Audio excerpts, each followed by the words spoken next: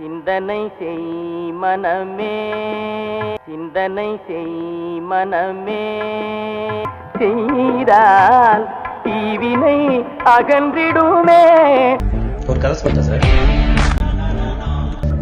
அதுல உனக்கு கதை கேட்டு பழகிடுச்சு, எனக்கு கதை சொல்லி பழகிடுச்சு. நான் கதை சொல்றேன், கேளு. வணக்கம் மக்களே, இன்னைக்கு நம்ம பார்க்க போற வீடியோஸ் எதை பத்தினா கந்தன் சீரிஸ் 18வது எபிசோட். வாங்க வீடியோக்குள்ள போகலாம். கடம்பா இடும்பா முருகா, கதிர்வேல் குமாரா மருகா, துடிவேலரசர் கரசே, வடிவேல் அருள்வாய் மலர்வாய். இந்த சீரீஸ்ல நம்ம நிறைய முக்கியமான விஷயங்கள் பார்க்க போறோம். எண்டிங்ல ஒரு முக்கியமான ஒரு சீக்வன்ஸ் இருக்கு. கடைசி விவசாயி படம் பார்த்தீங்கல்ல, ஸோ அந்த படத்துல ஒரு சில முக்கியமான சீன்ஸ் வரும். அந்த சீன்ஸோட இந்த கந்தன் சீரீஸ்ல ஒரு சில இடத்துல கனெக்ட் ஆகும். அதை நீங்க புரிஞ்சுக்க தெரிஞ்சிச்சுன்னா கண்டிப்பா உங்களுக்கு பல ரகசியங்கள் புரிஞ்சுக்கும். ஓகே, இப்போ வீடியோ கொடுப்போம். சித்தர்கள் சமாதி, ஜீவ சமாதி போன வைப் அப்படி இருக்கு. நீங்க சொல்ற மாதிரி முருகர் ஜீவ சமாதி அங்க உண்மையிலே இருக்கு அப்படின்னா அங்க போனா வைப்பை வச்சு கண்டுபிடிச்சிடலாம் சார், இங்க முருகர் சமாதி இருக்கு அப்படின்னு. அந்த அளவுக்கு வைப் இருக்கா? சந்திரகுப்த மாரியர் தான் இல்லையா? அங்க வந்து சந்திரகுப்த மாரியர் தான் அங்க இருக்கிற சிலை, பாகுபலி சிலை. மிகப்பெரிய ஒரு மன்னர் தான் கந்தனா வாழ்ந்திருக்காப்ல. ஸோ அந்த கந்தன் வந்து இறந்த ஒரு இடம் தானே சொல்றாங்க, சரவண பலகுலான்னு தான் சொல்றாங்க. இந்த பாகுபலி ஸ்டாச்சு உங்களுக்கு தெரியும், நான் சொன்னோம்ல, அந்த நிர்வாணமா ஒருத்தர் நிற்பார்ல, அது வந்து நிற்கிறாரு. அந்த இடத்துல வந்து ஒரு வைப்ரேஷன் இருக்கணும்ல. இவ்வளோ பெரிய ஒரு இதாக இருந்திருக்காரு, எல்லா வித்தைகளும் கற்றுக்கிட்டு இருந்திருக்காரு, மிகப்பெரிய ஒரு தலைவராக இருந்திருக்காரு. அப்போ ஒருத்தவங்க இறந்துருக்காங்க, ஜீவசமாதி அடைஞ்சிருக்காங்க அப்படின்னா அங்கே ஒரு வைப்ரேஷன் இருக்கும். அந்த வைப்ரேஷன் அங்கே இருக்கணும்ல, நிச்சயமா இருக்கணும்னு சொன்னால் கண்டிப்பாக அது இருக்கும் அப்படின்றத சொல்றாரு. இதில் இன்னொன்று வந்து சந்திரகுப்த மௌலியர்னு சொல்லுவாங்கல்ல, அந்த சந்திரகுப்தவர் இருக்கார்ல, அவருடைய சமாதியை இதுக்கு மேலே வச்சிருக்காரு.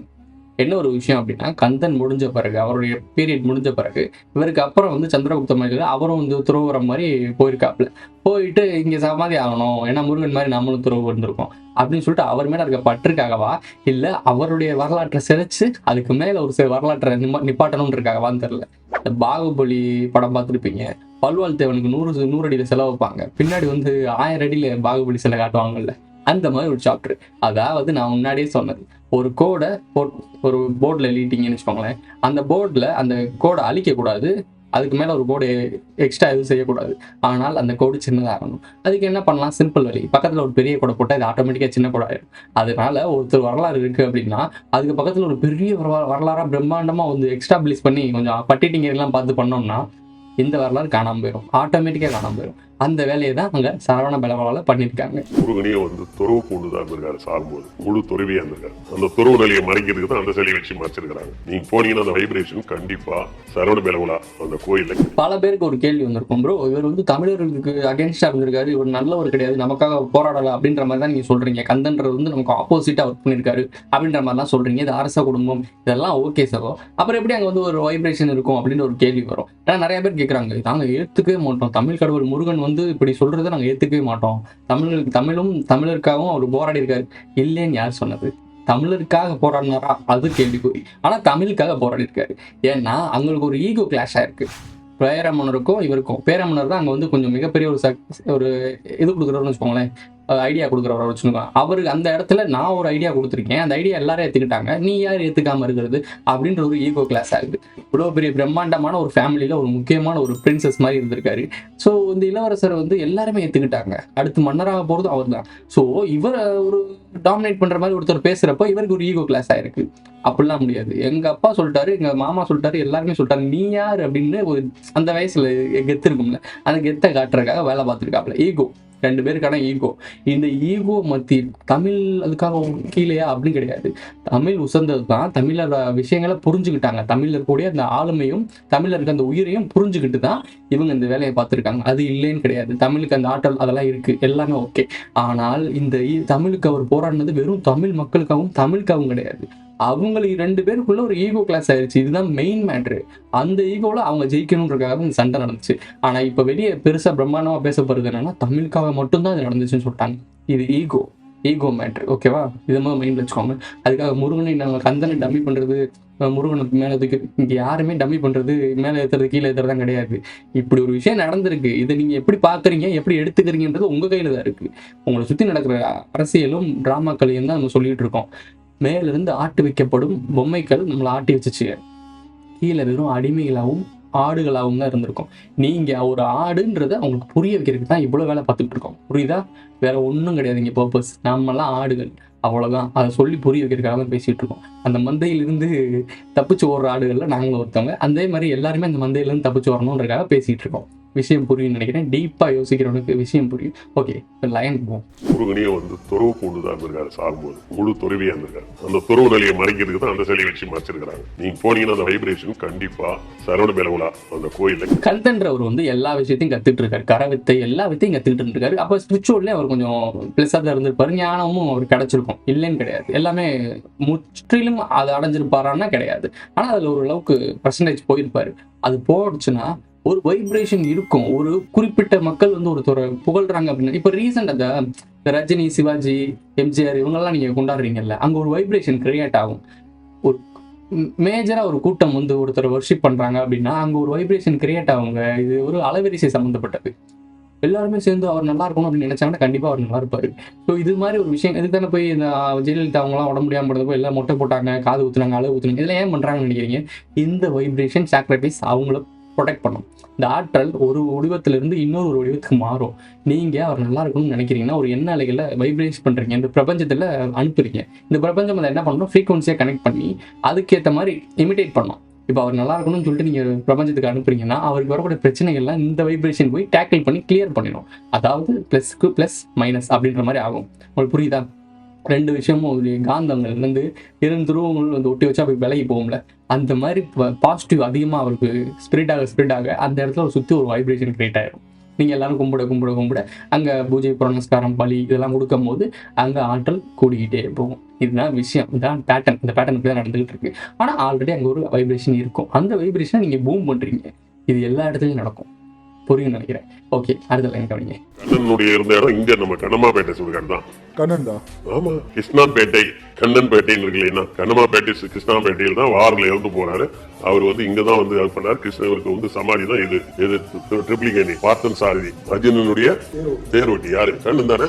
கண்ணனுக்கு நினைவாளி தான். கண்ணனோட சமாதி கண்ணமாப்பேட்டையில இருக்கு அப்படின்றத சொல்றாரு. இது ஊர்ஜிதம் பண்ற மாதிரி ஒரு விஷயம் சொல்றாரு. பார்த்த சாரதி கோயில் இருக்குல்ல, அந்த கோயில் அவருக்காக நினைவா எழுப்பப்பட்ட கோயில் தான். ஒருத்தர் இறந்தாலோ இல்ல அந்த இடத்துல முக்கியமான ஒரு விஷயம் அவர்களால் நடந்துச்சுனாலோ அங்க ஒரு கோயில் எழுப்பிடுவாங்க. நம்ம ஆளுக்கு அப்படித்தான வரலாறு கிடைத்திருக்காங்க. சரி, பல விஷயங்கள் அப்படிதான் நடந்திருக்கு. ஓகே, இந்த பார்த்த சாரதி கோயில் டக்குன்னு ஞாபகம் வந்தோன்னே பார்த்தா இருக்காருல்ல, நம்ம பார்த்தா யாரு? ஓகே சார், அவர் இந்த உலகத்துக்கு ஏதோ ஒரு முக்கிய செய்தி சொல்ல வராரு. அவர் கொஞ்சம் சொல்ல விடுங்க. அந்த படத்துல வந்து பார்த்தா அப்படின்னு சொல்லி ஒரு காமெடி வரும். அது கோயில்ல சொல்லுவாங்க, என்ன பார்த்தா கோயில்ல இருந்து இப்படிலாம் பேசுற. அந்த பார்த்தா யாரு? ஹீரோ சரவணன் இருக்காருல்ல, அவரோட தேரோட்டி.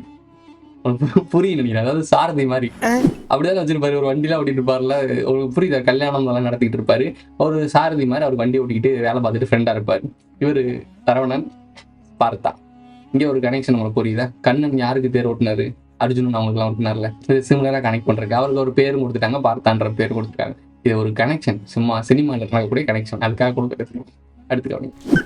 நான் நல்லா பண்றேனோ இல்லையோ, ஆனா நீ நல்லா பண்ற.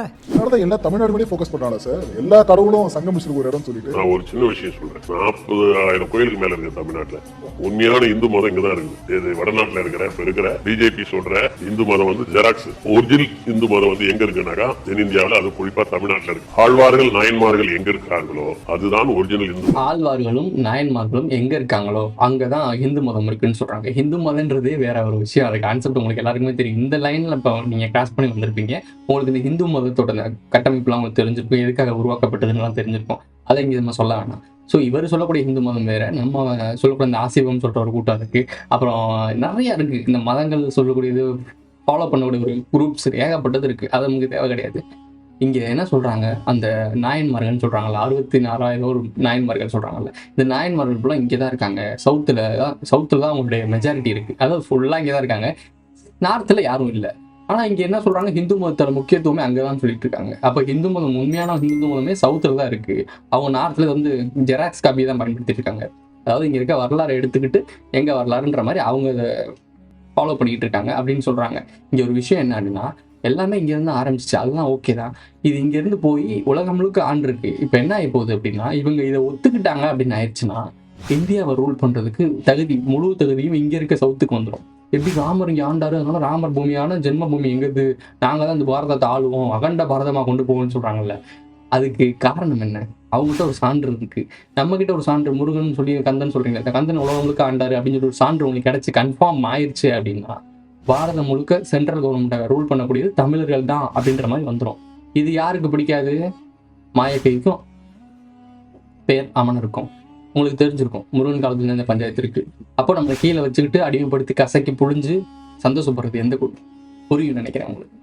அப்ப நடந்தது இப்போ வரைக்கும் இந்த உண்மை வெளியே வந்துச்சுன்னா நாம அங்க போயிடுவோம், அவனுக்கு ஈக்குவலா உட்காந்துருவோம். புரியுதா? அது உட்கார்ந்து கூடாதுன்றக்காக அந்த பிரச்சனை. இன்னொரு ஒரு கேள்வி வந்துச்சு வள்ளி பத்தி. ஓகே, அதை கடைசி பார்க்கலாம். வைணவமும் சைவமும் தமிழ்நாட்டினுடைய சொத்துக்கள். ஜெராக்ஸை வச்சுக்கிட்டே சொத்து ஆரம்பிட்டு இருக்காங்க பிஜேபி. உங்களுக்கு புரியுதுல்ல? பிஜேபின்னு இல்ல, வடநாட்டு அரசியல்வாதி. ஓகே, தெளிவா புரியுது சார். இப்ப 5ஆம் படை வீடியோட முடிஞ்சிருச்சா இல்ல 6ஆம் படை வீடியோ போயிடலாமா சார்? போகலாம். இப்ப 5ஆம் படை வீடியோல வந்து முருகர் வந்து ஒரு டிசிஷன் சரியான விஷயம். ஒண்ணு, வள்ளியை வந்து ராணியா டிக்ளேர் பண்ணிட்டார். மோஸ்ட் பேக்வேர்டு கூட கிடையாது, மோஸ்ட் பேக்வேர்டே சேர்ந்த குரத்தி. வள்ளின்றவங்க வந்து மோஸ்ட் பேக்வேர்டு கம்யூனிட்டி. இப்போ பேக்வேர்டு பாஸ்வேர்டுலாம் சொல்லுவாங்கல்ல, இதெல்லாம் விட்டுருங்க. அந்த டைமிங்ல குரத்தி சமூகம்ன்றது வந்து கொஞ்சம் இப்பவே இந்த குறவர்கள்ன்றவங்க வந்து கீழே தான் இருக்காங்க. ஒரு தியேட்டருக்கு படம் பார்க்கறதுக்கே அவங்களுக்கு 1008 பஞ்சாயத்து இருக்கு. சரி, அதெல்லாம் பார்த்துருப்பீங்க, ரீசெண்டா பார்த்துருப்பீங்க. இப்போ என்ன சொல்ல வராங்க, கீழே இருக்க அந்த வள்ளின்றவங்களை கூட்டி வந்து மேல நிப்பாட்டுறாப்புல. அதான் ஒரு முக்கியமான டிசிஷன் சொல்றாங்க. அதாவது உலகத்துக்கே ஒரு ராஜாவா இப்ப யாரு நிக்கிறாருன்னா முருகன் நிக்கிறாப்புல. ஸோ அதுக்கு பிற பட்டத்து ராணி யாரு? நம்மளுடைய வள்ளி தான் இருக்காங்க. தெய்வ அனைத்துக்கு ஓரமா ஃப்ரெண்ட் ஆக்கி விட்டாப்புல.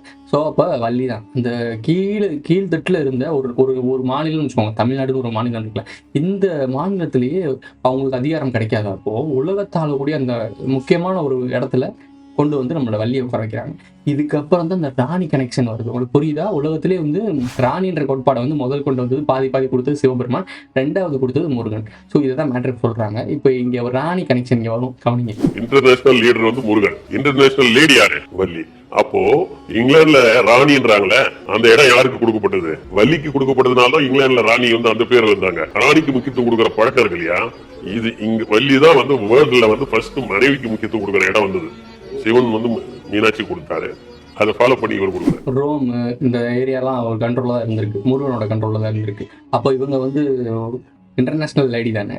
இங்கிலாந்து ராணி அந்த வரலாற்று வந்துச்சுல, இது ஏன் வந்துச்சு அப்படின்றத சொல்றதுக்கு ஒரு சான்று சொல்றாருல. என்ன சொல்றாருன்னு தெரியுதா? குரத்தி இனத்தை சேர்ந்த நம்மளோட வள்ளியை கூட்டி போய் அங்க உட்கார்ந்தனாலதான் இந்த ராணின்ற ஒரு விஷயமே பூம் ஆகுது. இந்த இங்கிலாந்து ராணி வம்சமும் சொல்ல கிட்டத்தட்ட என்ன சொல்ல வராரு அப்படின்னா, இங்கிலாந்து ராணி இந்த மாதிரி விஷயங்கள் வந்ததே முருகன் வழியில தான் அப்படின்றாங்க. இப்போ உங்களுக்கு என்ன சொல்ல வருது? உங்களுக்கு புரியுதா உங்களுக்கு? ஸோ விஷயம் புரியுது நினைக்கிறேன். ஓகே, டீட்டெயிலாக இந்த இங்கிலாந்து ராணி வரைக்கும் போயிட்டாங்க. நம்ம மெயினாக சொல்லக்கூடியது இங்கிலாந்து ராணி தான் நம்ம சொல்லியிருப்போம். அவங்க தான் பிரிட்டிஷ் படையெடுப்பு எடுத்துச்சு, எல்லாம் நடந்துச்சு. அவங்களையுமே அடிச்சு துரத்துற அளவுக்கு யார்கிட்ட ஆட்டல் இருந்துச்சு அப்படின்னா சவுத்துல தான். சவுத்துல முத்துராமலிங்க தேவரும் நேதாஜி அவங்களும் சேர்ந்து ஒரு படை கட்ட ஆரம்பிச்சோன்னே தான் இது டர்ராச்சு. அதுக்கப்புறம் தான் வெளியே போனாங்க. இதுக்கு அப்படியே மாத்திட்டாங்க. அதுக்குள்ள பெரிய ஒரு அரசியல், அதெல்லாம் அப்புறம் பார்க்கலாம். இதே முருகன் பஞ்சாயத்து அங்கே நடந்துச்சு. இங்கே நடக்கக்கூடிய விஷயங்கள் எதுவுமே எதிர்ச்சி கிடையாது. அதாவது உலக லெவலில் நடக்கக்கூடிய விஷயங்கள், உலக லெவலில் தலைவர்கள் சம்மந்தப்பட்ட விஷயங்கள் எதுவுமே எதிர்ச்சி கிடையாது. எல்லாமே ஸ்கிரிப்டட். இது இப்படி நடக்கணும், அது அப்படி நடக்கணும். இது இப்படி நடந்தாதான் இந்த பேட்டர்ன் போகும். இவங்க என்ன சொல்லுவாங்க, ஒரு சில கூட இந்த இலுமினாட்டி கான்ஸ்பிரசி இதெல்லாம் பேசுறவங்க கேட்டோம்னா என்ன சொல்லுவாங்கன்னா, இது வந்து வரலாற்றை ரிப்பீட் பண்ணி சந்தோஷப்பட்டுக்கிறாங்கன்னு சொல்றாங்க. இது சந்தோஷப்பட்டுக்கிறது இல்லை. இது வந்து உலகம் பூமி சுத்திட்டு இருக்குல்ல, சூரியனை சுத்திட்டு இருக்கு, ஒரு காலநிலை இருக்குல்ல. பூமி வந்து சூரியன் ஒரு குறிப்பிட்ட டைமிங்ல சுத்துது. அதே மாதிரி சூரியன் வந்து பிரபஞ்சத்தை ஒரு குறிப்பிட்ட டைமிங்ல சுத்துது. இது எல்லாத்துக்குமே ஒரு கணக்கு இருக்கு. சுத்தின இடம் திருப்பி அதே இடத்துக்கு வரும். உங்களுக்கு புரியும் நினைக்கிறேன். ஒரு பந்து தூக்கி எறிறீங்கன்னா அது எங்க பட்டுட்டு வருதோ அது திருப்பி அங்க வரும். ஸோ இதுதான் இந்த பிரபஞ்சத்தோட விதி. ஒரு பொருள் நீ என்ன பேசுறியோ இல்லை என்ன சொல்றியோ அது வவ்வால் மாதிரி எக்கோ ஆகி திருப்பி உங்ககிட்ட தான் வரும். அந்த மாதிரி சூரியன் வந்து ஒரு குறிப்பிட்ட கிரகத்தை சுத்திடுச்சு அப்படின்னா திருப்பி அதே பேட்டர்னுக்கு தான் வரும். இதே மாதிரி இப்போ ஒரு நிகழ்வு, மிகப்பெரிய நிகழ்வு நடக்குது அப்படின்னா அந்த கிரகநிலை மூலமா நடக்கும். அது நடந்துச்சுன்னா திருப்பி அதே சுழற்சியில திருப்பி நடக்கும். இதை நான் எதை சொல்லி கனெக்ட் பண்றேன் அப்படின்னா 2009 இலங்கையில மக்கள் தொகை கொண்டாங்கல்ல. ஸோ உங்களுக்கு சொல்லி கொஞ்சம் ஜெனோசைட் நடந்துச்சு இலங்கையில. 2009 சனி நீச்சம் அடைஞ்சிருக்கு. அதாவது பவர் குறைஞ்சிருந்துச்சு, 0ல இருந்துச்சு. அந்த டைமில் அடிச்சாங்க நம்மளுடைய இலங்கையில. அப்புறம் இப்போ 2025 சனி அதே இடத்துல உக்ரம் ஆகுது. அதாவது 100% அதிகமாக போகுது. 0 அப்புறம் 100. இது ரெண்டு ஒரு லூப் தானே. 0ல இருந்து 100, 100ல இருந்து 0. இந்த லூப்ல அடிப்பாங்க. இப்போ டார்கெட் பண்ணியிருக்க இடம் என்னன்னா சவுத் இந்தியன் தான் நீங்க ட்ராமா. அங்க எப்படி 2009 யூனியன் அங்க பிரிச்சாங்கல்ல, தமிழகம் தனிநாடு வேணும்னு சொல்லி தான் நாங்கள் பஞ்சாயத்து நடந்துச்சு. அதே மாதிரி இங்க சவுத் இந்தியா யூனியன். இந்த ட்ராமால இந்த டைம் சவுத்துல இந்த பஞ்சாயத்து நடக்கும். இதான் லூப். இது நடந்தே தீரும். இது வந்து இவங்க பண்றதுன்னு இல்லை, இது கிரகநிலை இப்படி நடக்குது. இந்த கிரகநிலை நடத்தும் போது இது ஒரு விஷயம் நடக்கும். இதை அவங்க சாதகமாக்கி பயன்படுத்திக்கிட்டு இருக்காங்க. இதுதான் இலங்கையில பண்ணாங்க, அடுத்து இங்க பண்ண போறாங்க. நீங்க என்ன முயற்சி பண்ணாலும் இது நடக்க போகுதுதான். இதை தடுக்கணும்னா முதல் அவேர்னஸ் ஆகணும். உன்னை சுத்தி நடக்கிறது தெரிஞ்சிருச்சு அப்படின்னா பெரிய விஷயத்த சின்னதா முடிச்சுக்கலாம். நடக்கும், ஆனா சின்னதா முடிச்சுக்கலாம். ஏன்னா இலங்கையில பார்த்துருப்பீங்க, லட்சக்கணக்கான மக்கள் இறந்தாங்க. சொல்லக்கூடியது 2 லட்சம்னு சொல்றாங்க. எவ்வளவு இருக்குன்னு நமக்கு தெரியாது. பல பேர் காணாம போயிட்டாங்கன்னு சொல்றாங்க. சவுத் இந்தியாவில் எவ்வளவு மக்கள் இருக்கும், தமிழ்நாட்டில் மட்டும் எத்தனை மக்கள் இருக்கும்? 8 கோடி. இப்போ கூட இருந்துடும். யோசிக்கிங்க எவ்வளவு மக்கள் இருக்காங்கன்னு வச்சுக்கோங்க. இது ஒரு எவ்வளவு பெரிய மேசிவ் யூனியன் ஆஃப் சவுத் இந்தியானா, சவுத் இந்தியா முழுக்க மக்கள். அந்த மக்களுக்குலாம் அப்படி ஒரு ப்ராப்ளம் வந்துச்சுன்னா என்ன நடக்கும்னு யோசிச்சு பாருங்க. இதெல்லாம் மனசுல வச்சுக்கிட்டு அந்த அவேர்னஸை கொண்டு வாங்க. இது வந்து அவ்வளோ சீரியஸான விஷயம். இது நீங்கள் அசால்ட்டாக வந்து இது ஒரு பேசுகிறான் அந்த பையன் என்னவோ பண்ணிட்டு போகிறான்னு. 2025 வரப்போகுது, புரியும் நினைக்கிறது. அச்சாணிகள் வித்துகள் எல்லாம் போட்டப்பட்டுச்சு. விஷயத்தை புரிஞ்சுக்கோங்க. இது வந்து சாதாரண விஷயம் இல்லை, பிரபஞ்சம் சம்மந்தப்பட்ட விஷயம். மனிதர்களுக்கு மனிதர்களை சுற்றி நடக்கிற நிகழ்வுகள் மாயை புரிஞ்சாதான் பிரபஞ்ச அறிவு புரிஞ்சுக்க முடியும். அதுக்கு தான் நம்ம அந்த இதெல்லாம் விட்டுட்டு இப்போ அடிப்படையிலிருந்து ஆரம்பிப்போம்னு சொல்லி தான் இதுதான் பிரச்சனை. உங்களுக்கு என்ன சொல்றீங்க, மதங்கள், ஜாதி, மதம் இதெல்லாம் உங்களுக்கு பஞ்சாயத்தா இருக்கு. இதுல தான் நீங்க மாட்டிக்கிட்டு முடிச்சுட்டு இருக்கீங்க. இதுல இருந்து வெளியே கொண்டு வருவோன்றதுக்காக தான் இந்த வேலை பார்த்துட்டு இருக்கோம். புரியுதா உங்களுக்கு? விஷயம் ரொம்ப சீரியஸ், அசால்ட்டா எடுத்துக்காதீங்க. கிட்டத்தட்ட வள்ளி என்பவள் இன்டர்நேஷனல் லீடர் இருக்கால, மாமன்னன் முருகன் அவனுடைய பட்டத்து ராணி.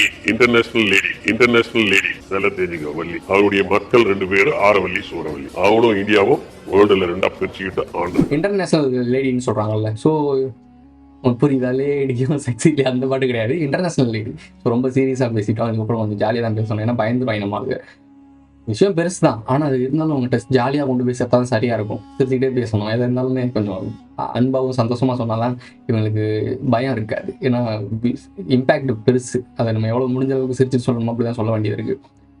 Lady, international lady. இந்த லேடியை தான் நம்ம இங்கே தூக்கிட்டு வந்து நம்ம தலையில் நம்ம சொன்னோம் ஆல்ரெடி. ஆசிரியத்தில் 7 கன்னிஸ் அவங்க வந்து ராயல் லேடிஸ். அதை முன்னாடியே சொல்லிட்டோம். அந்த ராயல் லேடிஸை தான் நம்ம தலையில் இப்போ கடவுள்னு விதைச்சிட்டு இருக்காங்க. புரியுதா? விஷயம் புரியுதா? அது விதைக்கிற ஆட்கள்லாம் யாருன்னு உங்களுக்கு தெரியும். அதை நம்ம சொல்ல தேவை. ஒய்யாமல் அவனை பற்றி சொல்லிட்டு இருக்க தேவையில்ல. நம்ம அவனை ப்ரொமோட் பண்ணுற மாதிரி ஆகிப்போம். அது வேண்டாம். ஓகே, இதெல்லாம் நீங்கள் நோட் பண்ணிக்கோங்க. யாரெல்லாம் அந்த ராயல் லேடிஸ் எல்லாம் உங்கள் தலையில் நம்ம கடவுள் ஆண்டாங்க, உங்களை அடிமைப்படுத்தி ஆண்டாங்க. இதுதான் நீங்கள் யோசிக்கணும். எங்கேயுமே நம்ம ஃப்ரீயாக சுதந்திரமான வாழலை. மனிதர் பலி வேணும்னா அவங்க போர் நடத்தி எடுத்துக்குவாங்க. யாரு கொடுக்குறாங்க, என்ன பண்ணுறாங்க, இதெல்லாம் சொல்லவே மாட்டாங்க. எங்களுக்கு 2 பேருக்குள்ள சண்டை. மேலே ஒருத்தர் இருக்கான், அவன் சொல்லி கீழே ஒரு மாயக்கை இருக்கு, அதாவது பேர் ராமனன் இருக்கான். அவன் இந்த வேலையை எக்ஸிக்யூட் பண்ணுவான். இதை இம்ப்ளிமெண்ட் பண்ணுற வெறும் பப்பட்ஸ் தான் இந்த கிங்ஸ் தான். புரிஞ்சுக்கோங்க, இந்த கிங்ஸே வெறும் பப்பட்ஸ் தான். அதுக்கு மேலே இருக்க ஆட்கள்லாம் எப்படிப்பட்ட ஆட்கள்னு யோசிச்சு பார்த்துக்கோங்க. இதுக்கு மேலே நாகர்களுக்கும் கட்டளை வரும் டைமென்ஷன்ல இருந்து. இது பிரபஞ்ச ரகசியம். அதுக்கு ஆணி வேறு எங்கன்னா 3rd டைமென்ஷன்ல மனிதர்கள்ட்ட தான் இருக்கு. மனிதர்களுடைய ஆற்றலை சாப்பிட்டுட்டு இருக்கானுங்க. இதுதான் சோழ கையெழுத்து போட்டு எழுதி விட்டு அக்ரிமெண்ட் கொடுத்து ஃபாரின் கண்ட்ரிஸ்லாம் எலிமினாட்டி கான்செப்ட், இந்த டெவில் கான்செப்ட் இருக்குல்ல, சாத்தன்ட்ட தான் ஒப்பந்தம் போடு.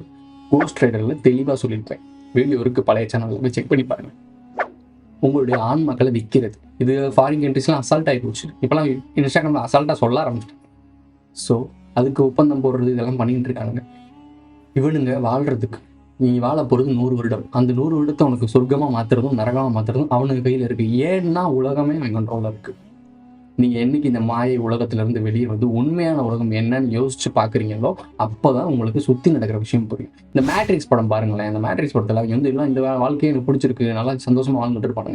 அதை விட்டு வெளியே வந்தவன் யோசிப்பான், அந்த உண்மையான வாழ்க்கை கொஞ்சம் கஷ்டமாக தான் இருக்கும். ஏன்னா அந்த உண்மையான வாழ்க்கை உங்களுக்கு புரியாது. நீங்கள் மட்டும்தான் அந்த உண்மையான வாழ்க்கையில் வாழ்ந்துட்டு இருப்பீங்க. மற்ற எல்லாருமே அந்த மாயக்குள்ளே இருப்பாங்க. அப்படிதான் இப்போ நாங்கள் வாழ்ந்துட்டு இருக்கோம்.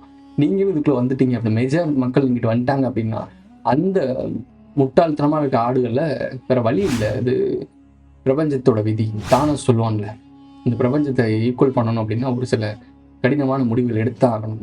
அது நடக்கும், வேற வழியே இல்லை, நடந்தே தீரும். பல விஷயங்களை அவங்க சொல்ல முடியாது, அதை நீங்கள் பார்த்துக்கங்க. விஷயம் ரொம்ப பி சீரியஸ். ஞாபகம் வச்சுக்கோங்க. யாரை வணங்கணும்? உங்களுடைய முன்னோர்கள், உங்களுடைய வம்சாவளி, குலதெய்வம், உங்கள் தாத்தா பாட்டி, உங்களுடைய முன்னோர்களை மட்டும் வணங்குங்க. அதுதான். அதுவுமே எனக்கு தெரிஞ்சு வணங்க தேவையில்லை, அவங்களை மரியாதை செலுத்துங்க, அவ்வளோதான். மனிதர்கள் யாரையும் வணங்க தேவையில்லை. ஏன்னா நீங்கள் ஒரு இடத்துல கடவுளாக போகிற. ஸோ உன்னோட கடவுளை நீ வணங்கணும்னு அவசியம் முதல் யாரையும் வணங்க தேவையில்லை. நீங்களுக்கு காலங்காலமாக இதை பழக்கி விட்டாங்கன்றதுக்காக தான் இதை சொல்லிக்கிட்டு இருக்கோம். இதுதான் மெயின் மேட்ரு. இது தெரியாமல் வந்துக்கிட்டு நாங்கள் இவர் வணங்காமல் குழப்பாதீங்க. நம்ம பேசிக்கிட்டு இருக்க விஷயம்லாம் வேற. நீங்கள்லாம் கற்பனை கூட பண்ணி பார்க்க முடியாத விஷயங்களை பேசிக்கிட்டு இருக்கோம். அதுக்கு போகல, இன்னும் கீழே இருந்து கொண்டு போயிட்டு இருக்கோம். புரிஞ்சுக்கிட்டு அதோடைய சென்சிபிளான ஒரு ரெஸ்பான்சிபிலிட்டின்னு வேணும்ல, மனித இனத்துக்கு ஒரு ரெஸ்பான்சிபிலிட்டி வேணும். அந்த ரெஸ்பான்சிபிலிட்டியோட கவனிங்க. முட்டாள்தனமான கீழே கமெண்ட் பண்ணாதீங்க. கொஞ்ச நாள் திங்க் பண்ணிட்டு கமெண்ட் பண்ணுங்க. போய் என் சேனல்ல இருக்க எல்லா வீடியோவும் பார்த்துட்டு அதுக்கப்புறமா உங்களுக்கு குழப்பமா இருக்கு அப்படின்னா நீங்க இந்த ராணி மாற்றத்தில் இருக்கீங்க, அதை விட்டு வெளியே வரலன்னு அர்த்தம். அதுக்காக தான் ஒரு ஈஸியான வழி குலதெய்வ வழிபாடு, முன்னோர்கள் வழிபாடு, அமாவாசை வழிபாடு. இதை நீங்க பண்ண அந்த பிடியிலேருந்து வெளியே வந்து உங்கள் முன்னோர்களுடைய அந்த பாதுகாப்புல வாழ்வீங்க. அப்புறம் உங்கள் லைஃப் கொஞ்சம் டேர்ன் ஆகும். எனக்கு தெரிஞ்சு இப்போ நான் உங்களுக்கு எவிடன்ஸ் கொடுக்கவா? முன்னோர்கள் வழிபாடு, அமாவாசை வழிபாடு பண்ணுறவங்களுடைய லைஃப் எப்படி மாறி இருக்குன்றது கீழே கமெண்ட்ல சொல்லுங்க. கமெண்ட்ல பார்த்து தெரிஞ்சுக்கங்க என்ன நடந்துட்டு இருக்குன்றது. அவர் வந்து சென்ட்ரல் கவர்மெண்ட் அப்பதான் உருவாகிறாங்க. அதாவது மத்திய அரசாங்கம், இது மாநிலம். இந்த 3 மாநிலத்திற்கு இல்லையா சேர சோழ பாண்டியருக்கு லீடர்ஷிப் யாருன்னா முருகன். சிற்றரசர்களுக்கு ஒரு பேரரசு, அதுதான் அவன் பேர் பேரரசு. யார் பேரு? இதுக்கப்புறம் தான் அந்த 3க்கும் அவர் பெரிய ஆளா இருந்ததுனால பேரரசு ஆகி சேர சோழ பாண்டியனை 3ஆ பிரிச்சு 3 அரச குடும்பம் ஆண்டுட்டு இருந்திருக்கு. மேல இருந்து மொத்தமா ரூல் பண்ணது யாரு அப்படின்னா Kandhan. So central government, state government is central government. அந்த ஸ்டேட் கவர்மெண்ட்ல அடிச்சுட்டு சாகிறது தான் மூவேந்தர்கள் அடிச்சுட்டு கொண்டது. ஏன் இடம் அது, போன் இடம் அது. ஏன்னா எல்லாருக்குமே ஒற்றுமை இல்லையே. ஆரவள்ளி சூரவள்ளி வந்து கேரளா, இந்த சேர நாடு. பாண்டிய நாடு வந்து இந்திரன், அவங்களுடைய மகள் இருக்காங்கல்ல, அதாவது பெருமாள் இந்திரன், இவங்களுடைய மகள் இருக்காங்கல்ல, அவங்களுடைய தெய்வானோட பையன் அந்தணன், அவருடைய பாண்டிய நாடு. சோழ நாடு யாரு? முசுகுந்த சக்கரவர்த்தி, சிவபெருமானோட மருமகன், அவருடைய கூட்டம். இவங்க எல்லாருமே ராயல் தானே. ஸோ எல்லாருக்கும் ஒரு ஈகோ இருக்கும்ல. முருகனுக்கும் பேரமனுக்கும் ஒரு ஈகோனாலதான் இவ்வளவு பெரிய இது நடந்துச்சு. இவங்களுக்கு இருக்காதுன்னு நினைக்கிறீங்களா? அரச குடும்பத்துக்கு எல்லாத்துக்குமே தன்னுடைய ராஜ்யத்தோட அந்த கம்பீரத்தை நிலைநாட்டணுன்றதுக்காகவே பல வேலை பண்ணுவாங்க. அப்படி சண்டை நடக்க போறது தான் மூவேந்தர் உள்ள சண்டை. இந்த 3 பேருக்குள்ளே உள்ள ஒருத்தன் வருவான் பாருங்க, 3வது. அப்ப இவங்க எல்லாம் 3 பேரும் ஒன்னாயிருவாங்க. ஆனா கடைசி சாக போது மக்கள் தான். விஷயத்தை புரிஞ்சுக்கோங்க மக்களே. ஒரு போர் நடக்குது அப்படின்னா அரசர்கள் ஒருத்தர் தான் இருப்பாரு, இறந்துட்டு அவங்க பையன் வந்துருவாரு, அது வேற விஷயம். ஆனா வீரர்கள் இருப்பாங்க பாருங்க, எவ்வளவு பேர் சாவாங்க. இப்ப நான் ஆரம்பத்துல இருந்து சொல்றேன், ஒரு போர் நடந்துச்சுன்னா எவ்வளவு மக்கள் சாவாங்க, எவ்வளவு சஃபர் ஆகுது, எவ்வளவு மக்கள் அடிபடுவாங்க, பல நிலங்கள் அழிஞ்சு போகும். அந்த காலத்துல ஒரு குறிப்பிட்ட இடத்துல கூட இந்த டெசர்ட் மாதிரி ஒரு இடத்துல சண்டை போட்டு நிலத்தை பாதுகாத்துட்டாங்க, அவங்களுக்குள்ள அடிச்சுட்டு செத்து போவாங்க. ஆனா இப்போ அப்படியே நடந்துட்டு இருக்கு. காசால பார்த்துட்டு தானே இருக்கீங்க, நடக்குது இல்ல, பாக்குறீங்கல்ல. இது வேணுமா நமக்கு? மனிதர்கள் அடிச்சுக்கிட்டு சாகணுமா? நீயும் மனுஷன் நானும் மனுஷன், உனக்கும் பசிக்கும் எனக்கும் பசிக்கும், நீயும் செத்து போக நானும் செத்து போவேன். அதுக்கு இந்த பூமியை ஏன் சாவடிக்கணும்? உன்னுடைய வாழ்க்கையை அழிச்சுக்கிற. நிம்மதியா ஒரு 100 வருஷம் 50 வருஷம் தாங்க இப்பெல்லாம் வாழ்ந்துட்டு இருக்கீங்க.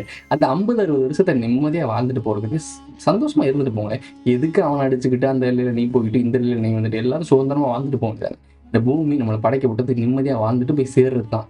அது யார் பக்கம் சேர்றதுன்றதான் இங்கே சண்டை. அந்த சண்டையில தான் எவ்வளோ பிரச்சனை. இதுதான் லோகி சீரிஸை 1க்கு 3 தடவை பாருங்க. அது லோகி சீரிஸ்ல தான் இப்போ உங்களுக்கு இருக்க குழப்பங்கள் எல்லாத்துக்கும் ஆன்சர் இருக்கு. அது புரிஞ்சிருச்சுன்னா இப்ப நம்ம பேசிட்டு இருக்க எல்லாமே புரிஞ்சிடும். ஹெட்குவார்ட்டர்ஸ் பார்த்தா இந்த 3 பிளேஸ் இது வந்து நேரடி கட்டுப்பாட்டுல இருக்கிறது. அது வந்து யூனியன் பிரதேஷ், இது யூனியன் பிரதேஷ், யூனியன் பிரதேஷ், இது யூனியன் பிரதேஷ், யூனியன் பிரதேஷ், இது யூனியன் பிரதேஷ். சேர சோழ நாடு நேரடி யூனியன்ல இருக்கு. மத்ததெல்லாம் வந்து ஒரு சபார்டினேட் கண்ட்ரோல்ல இருக்கு. இன்டர்நேஷனல் ஃபிகரா ஒரு வழியை ஆக்குனாரு. அப்ப இங்கேயே கதை முடிஞ்சிச்சு சார். 5ஆம் படை வீடோடது. அப்புறம் எதுக்கு 6ஆம் படை வீடு? இங்கதான் நீ கேள்வி. அவர் பாடிய சுதியை கவனிச்சிருக்க மாட்டீங்க. நீங்க என்ன கவனிச்சிருப்பீங்க? யூனியன் பிரதேசம். யூனியன்ற வார்த்தை வரைக்கும் நம்ம கேட்டதே இல்லை, நம்ம அதிகமாக கேட்டது இல்லை. இப்பயும் அதிகமாக பேசப்படுது. ஸ்கிரிப்டில் இருக்கு தெரியும். அது இது நானாலாம் எதுவும் சொல்றேன், கதையில அப்படி இருக்கு. நானாலாம் எதுவும் பண்ணல, கதையில அப்படி இருக்குது. என்ன பார்த்தா முட்டா குமார் தெரியுதா? என்ன சொல்ல வராது உங்களுக்கு புரிஞ்சிருக்கும். யூனியன் பிரதேசம், அந்த சவுத் வெஸ்ட் நார்த். நான் சொல்றது வந்து இந்த ஒட்டுமொத்தமாக இந்த கேரளா கர்நாடகா இதெல்லாம் போய் சேர்ந்து யூனியன் சொல்றாங்க. ஆனால் அந்த டைம்ல 3 தான். கேரளா, இந்த சேர நாடு, பாண்டிய நாடு, சோழ நாடு, 3 தான். சிம்பிள். ஆனால் இப்போ ஏகப்பட்ட 5 கிட்ட இருக்கு. இது உங்களுக்கு புரிஞ்சிருக்கும். 6வது இந்த இது கூட சேர்த்துக்கலாம். ஓகே, இது எல்லாமே சேர்த்து யூனியன் இருக்கு. இந்த யூனியன் ஆஃப் சவுத் இந்தியா தான் அவங்களுடைய அடுத்த அஜெண்டா. முருகன் பிரிச்சு கொடுத்தார்ல, அந்த மாதிரி இப்போ பிரிச்சு கொடுக்க போறாரு. இந்த பிரிச்சு கொடுக்க போறது பிரிச்சுக்கிட்டு போற மாதிரி கிடைக்காங்க. நீங்களே அண்ணன் தம்பி பங்காளி சண்டை நினைச்சு பிரிஞ்சுக்கிட்டு போற மாதிரி. அதுக்கான முன்னெடுப்புகள் தான் எல்லாமே. எதுக்கு சவுத் இந்தியாவில் இவ்வளோ வரிகள் வாங்குறாங்க? நம்ம நிறைய நோட் பண்ணிப்போம். கொஞ்சம் வாங்கலாம். இங்கே வரிகள் மட்டும் அதிகமாக வாங்கப்படுது, ஆனால் கொஞ்சமாக கிள்ளி போடுறாங்க. இதுக்கான காரணம் என்ன? உனக்கு வெறுப்பு வரணும். சொரணை கட்டாமல் சொரணை வரணும் உனக்கு. அது வந்துச்சுன்னா நீ கோவப்பட நீ ஆளுக்கு அவனை செய்யணும்னு சொல்லிட்டு நாங்கள் தனியாகவே போய்க்கிறோன்ற வார்த்தை வரணும். இந்த கிளர்ச்சி வரதுக்கு தான் இந்த வேலையை பார்க்குறேன். முன்னாடி நான் சொல்லியிருக்கேன், போன வீடியோவில் சொன்னேன்ல, ஒரு சொல்யூஷன் அவன்கிட்ட ஒரு சொல்யூஷன் இருக்கு. அந்த சொல்யூஷன் தான் அவனோட ஸ்கிரிப்டே, அதாவது அவனுடைய பிளானிங்கை. அந்த பிளானிங்கை டைரெக்டாக வந்து எக்ஸிக்யூட் பண்ணா மாட்டிப்பான். நீ ஏற்றுக்க மாட்டீங்க. என்ன பண்ணணும்? பிரச்சனையை உருவாக்கு. அந்த பிரச்சனைக்கு சொல்யூஷனா இதை தூக்கிட்டு வந்து கொடு, பிடிச்சுப்பான். அதுவும் அவனா செய்ய மாட்டான். அதன் கையில் எங்கேயுமே அழுக்கப்பட்டிருக்காது, கரப்பட்டிருக்காரு. வெளியே உட்காந்துக்கிட்டு நீ அதை பண்ணு, அவன் அதை பண்ணு. இன்டர்லிங்க், புரியுதா? கர்மான்னு ஒன்று வந்தாலுமே அவங்ககிட்ட போகாது. அந்த அளவுக்கு தெளிவாக பண்ணுவான். பிரபஞ்சத்துக்கிட்ட ஒரு விதி இருக்கு. நம்ம என்ன பண்ணுறோமோ அதை எண்ணம் போல் வாழ்க்கை தான் நம்மளுடைய கோட்ஸு. ஸோ அவன் என்ன பண்ணுறானோ அதோட வாழ்க்கை இருக்கும், அந்த மாதிரி வாழ்க்கை இருக்கும். அவன் என்ன பண்ணுறான்னா கெடுதல் தான் பண்ணுறான், ஆனால் அவன் பண்ணலை. புரியுதா? அவன் வாழ்க்கையில் நிம்மதியாக ஜாலியாக நல்லா இருக்கிற காரணம் என்ன அப்படின்னா அவன் கையால் பண்ணல. உங்களையே முடிவெடுக்க வச்சு நீங்களே சுயமாக அந்த விஷயத்த பண்ணுற மாதிரி தான் நீங்கள் நம்பிக்கிட்டு இருப்பீங்க. இதைத்தான் ரத்தம் படத்தில் சொல்லியிருப்பாங்க. என் தலைவர் வந்து கஷ்டப்பட்டார், ஒரு மாதிரி ஆகிட்டாரு, ஃபீல் பண்ணிட்டார் தலைவர். நானும் தான் சின்ன வயசாக இருக்கேன்னா எனக்கு வயசாயிருச்சு, நானும் சின்ன பையனாக தான் நெட்டுக்கு அவனை என்னமா பண்ணியிருப்பேன்னு சொன்னேன். நீங்கள் எதுக்கு பண்ணுறீங்க? நான் தலைவருக்காக பண்ணுறேன்னு சொல்லி ஒருத்தர் சொல்லி போவான். அந்த பைத்தியம் போய் செல்லின்னு சொல்லி ஒருத்தனை ப்ரெஸ் ஆஃபீஸில் போய் குத்திட்டு போவான்ல. இது பண்ண வச்சது யாரு? அந்த முக்கியமான ஒரு நடிகர். அந்த நடிகர் கீழே பிஏ ஒருத்தர் பார்த்தேன். ஸோ அந்த பிஏ பண்ணியிருக்கான். ஆனால் இவங்களுக்கு அந்த கர்ம வினை போகாது. ஏன் போகாதுன்னு கேட்கணும். ப்ரோ கண்ணு முன்னாடி இவங்க ஏமாத்தான அப்புறம் மண்டைகளுக்கு அனுப்பியிருக்காங்க, போகாது. முடிவு யாரு? அவன் சொல்லவே இல்லையே. என்கிட்ட இருக்கு, நான் பண்ண போறேன்னு சொல்லுவான். நீங்க எதுக்கு பண்றீங்க? நான் பண்றேன்னு சொல்லிட்டு போன டிசிஷன் நீ எடுத்திருக்க. இந்த பிரபஞ்சம் அதை தான் பார்க்கும். இதுதான் அவன் சக்சஸ் ஆகிறதுக்கான காரணம். எதுக்கு கெட்ட வேணா வாழ்றான், கெட்ட வேணா வாழ்றான், அவங்க என்ன இப்படி வாழ்றாங்க? அதோட மெயின் மேட்ரே முடிவை ஒன்னெடுக்க வச்சிருவான். உன் மண்டையை கண்ட்ரோல் பண்ணுவான். உனக்கு அவேர்னஸ் இருந்து உனக்கு சுற்றி நடக்கிறது தெரிஞ்சிருந்துச்சுன்னா உன்னை ஏமாத்துறது தெரிஞ்சிடும்ல. அந்த வேலையைத்தான் நம்ம பார்த்துட்டு இருக்கோம். இதுக்கப்புறம் கர்மா நேராக அவனுக்கு போகும். ஏன்னா அவன் நேரடியாக ஃபுல்லாக இறங்குவான். பிரபஞ்சம் இது நாள் வரைக்கும் வெயிட் பண்ணிட்டு இருக்கு. நீ என்னைக்கிடா சிக்கு சட்னின்ற மாதிரி வெயிட் பண்ணிட்டு இருக்கு. அதை செஞ்சுக்கிட்டு இருக்கோம். அவனோட பாவத்தை அவன் தான் அனுபவிக்கணும். ஆனால் அதை நம்மளை அனுபவிக்க வச்சுட்டு இருக்கான். புரிஞ்சிருக்கும்னு நினைக்கிறேன். எதுக்காக இந்த விஷயத்தெல்லாம் தனித்தனியாக ஒரு வீடியோவாக பண்ணாம இப்படி ஒரு சீரீஸ்குள்ளே கொண்டு வந்து சொல்றேன்னா, இதுக்கும் மெசேஜ் அரசியல் இருக்கு. இது நம்மளுடைய அரசியல். புரியுறவங்களுக்கு சொல்லுங்க. இதுக்கப்புறம் நான் சொல்றது, நான் 6வது படை வீட்டுல அதிகமான விஷயத்தை இங்க சொல்லல. அந்த விஷயத்துல இல்ல சோலைமலையில பழமுதிர் சோலைன்னு வரணும். பழமுதிர் சோலைன்றது வேற ஒண்ணும் இல்ல. முதிர்ந்த ஒரு மனிதனாக ஒரு நேரு வந்து பிரதமர் ஆன பிறகு செஞ்ச காரியங்கள் ஏராளம். பழம் முதிர்ந்து சோலையான மாதிரி கிட்டத்தட்ட இங்கேயே முடிஞ்சு வச்சுல. இதுக்கு பழமுதிர் சோலைன்னு ஒரு படை வீடு வரணும் அப்படின்னு கேட்கறாரு. அதாவது இந்த கதிர் கிராமத்துல தான் இது நடந்திருக்கு. இவங்க என்ன பண்ணிட்டாங்கன்னா, கதிர் கிராமம் வரைக்கும் போக மாட்டாங்க. இவங்க ஒரு டூரிஸ்ட் பிளேஸ் போகணும்னா சர்ப்ரைஸ் ரகசியம் கதிர் கிராமம் வரைக்கும் போயிடுச்சு அப்படின்னா, அப்போ அது வரைக்கும் சவுத் இந்தியா தானா, அப்போ நம்ம நாடு தான் அது அப்படின்ற மாதிரி ஒரு அங்கேயும் நீங்கள் பாயிண்டை பிடிச்சிருவீங்க. கதிர் கிராமம் வரைக்கும் எங்களுடைய நிலம் இருக்குது அப்படின்னா, அப்படி எங்க இடம் தானடா அது சிங்கிள் ஆட்சி பண்ணிட்டு இருக்கேன், எங்க இடம் தான்டா அது எங்களுக்கு கொடுறான்னு சொல்லிட்டு நீங்கள் ஆணித்தரமாக கேட்டுடலாம். எப்படி இவங்க அயோத்தியில் ராமர் இருக்கான்னு சொல்லிட்டு இடத்த பிடிச்சாங்க, பாபர் தெரியும் நினைக்கிறேன், எப்படி பிடிச்சாங்களோ அந்த மாதிரி நீங்கள் பிடிக்க முடியும். ரூல்ஸில் இருக்குது. அப்படி எவனும் ஒன்றும் பண்ண முடியாது. அதை தெரிஞ்சிடக்கூடாதுன்றக்காக அதை அங்கிட்ட அப்படியே மலையை தூக்கிட்டு வந்து இங்கே வந்து வைக்கி அனுமாரை தூக்கிட்டு வந்து டாப்ல கதிர்காக தூக்கிட்டு வந்து பழமுதிர் சோலை போட்டாப்ல பழத்தை கொடுத்தாங்க. சுட்ட பழம் வேண்டுமா, சுடாத பழம் வேண்டுமா? பழம் காமெடியை வச்சே கந்தன் காமெடியை முடிச்சு விட்டாங்க. அப்புறம் இங்கே இப்போ கந்தன் நல்ல ஒரு தானே, இங்கே அதுதான் தப்பு பண்ணுறீங்க. நான் சொல்கிற ஸ்கிரிப்டில் இங்கே தான் நீங்கள் தப்பு பண்ணுறீங்க. ரெண்டுமே அரச குடும்பம் தான். அவங்களுடைய ஆளுமையை நிலைநாட்டுக்கிறதுக்காக பேசிக்கிறாங்க. அதில் ஒருத்தன் தப்பு. டிஎம்கே ஏடிஎம்கே ரெண்டுமே உங்களுக்கு நல்லவங்க நீங்கள் சொல்லுவீங்களா? யாராவது சொல்லுவீங்களா? ஒரு இடத்துக்கு இவங்க பரவாயில்ல, அவங்களுக்கு இவங்க பரவாயில்ல, இப்படி தான் நோட்டு போட்டுட்டு இருக்கீங்க. இதுதான் அப்பவும். அப்போ இதை நீங்கள் எப்படி பார்க்குறீங்களோ அதே மாதிரி தான் அதையும் பார்க்கணும். விஷயம் புரியும். அந்த டைமில் நம்ம என்ன சொல்லிட்டு இருக்கோம், டிஎம்கே ஏடிஎம்கே இது ரெண்டையுமே கண்ட்ரோல் பண்ணுறது சென்டர். இதே மாதிரி தான் கந்தன் விநாயகர்னு சொல்கிறோம்னா இந்த விஷயங்கள் நார்த்து சவுத் இது ரெண்டையுமே கண்ட்ரோல் பண்ணுறது ஒரு கூட்டம் தான். இதுதான் ஸ்கிரிப்ட். இது நல்லா பிடிச்சிக்கோங்க. இந்த விஷயத்த மறந்துட்டீங்கன்னா சொல்கிற விஷயம் எல்லாமே குழப்பிடும். விஷயம் நீதி சொல்ற இடத்துல வந்து ஒரு 50 வருஷம் வாழ்ந்திருக்காரு. கிட்டத்தட்ட 60-65 வயசுல இருந்து கிட்டத்தட்ட 60-65 வயசுல இருந்து கிட்டத்தட்ட 60-65 வயசுல இருந்து 110 வயசு வரைக்கும் வாழ்ந்திருக்காரு. இந்த 50 வருஷம் இருக்கு இல்லையா, இதுதான் வந்து தமிழனுடைய சரித்திரம். பழமுதிர் சோலை ஃபுல்லா பழமுதிர் சோலை அங்கிருந்து ஸ்டார்ட் பண்ணிருக்காரு. பழமுதிர் சோலை பழம் முதிர்ந்த சோலையா மாறுது. அதாவது அவரோட பழமா இருந்திருக்காரு. நம்மளுடைய கந்தன் வந்து பழமா இருந்திருக்காரு, குழந்தையா இருந்திருக்காரு. அது வந்து பல விஷயங்கள் நடந்து வளர்ந்து முதிர்ந்து ஒரு சோழ வேணாமா மாறி இருக்காரு. அதாவது நிறைய அறிவுகள் நிறைய பாடம் கத்துக்கிட்டு நிறைய விஷயம் புரிஞ்சிருக்காரு. 60 வயசுக்கிட்ட எல்லா மனுஷனுக்கும் நடக்கிறதா அவருக்கு நடந்திருக்கு.